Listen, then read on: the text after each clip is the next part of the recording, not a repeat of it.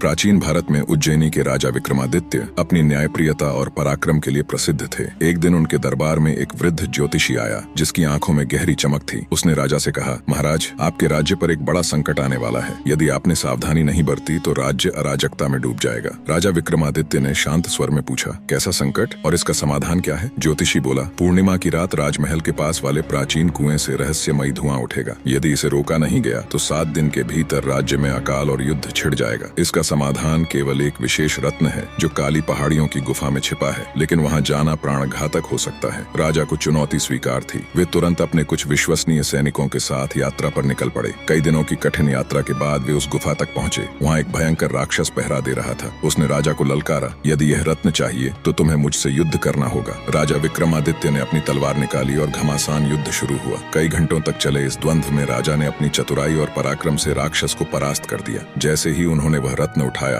गुफा के अंदर एक दिव्य प्रकाश फैल गया और एक आकाशवाणी हुई, हे पराक्रमी राजा, तुमने अपने राज्य के कल्याण के लिए यह कठिन परीक्षा उत्तीर्ण की है। यह रत्न ले जाओ और अपने राज्य की रक्षा करो। राजा वह रत्न लेकर उज्जैनी लौटे और पूर्णिमा की रात उसे उस रहस्यमयी कुएं में स्थापित कर दिया। अचानक कुएं से उठता धुआं शांत हो गया और संकट टल गया। इसके बाद ज्योतिषी भी अदृश्य हो गया। राजा विक्रमादित्य समझ गए कि वह कोई साधारण व्यक्ति नहीं बल्कि देवताओं का दूत था जो उनकी परीक्षा लेने आया था। इस घटना के बाद राजा की ख्याति पूरे भारत में और अधिक फैल गई और वे युगों युगों तक एक न्यायप्रिय और पराक्रमी राजा के रूप में याद किए गए।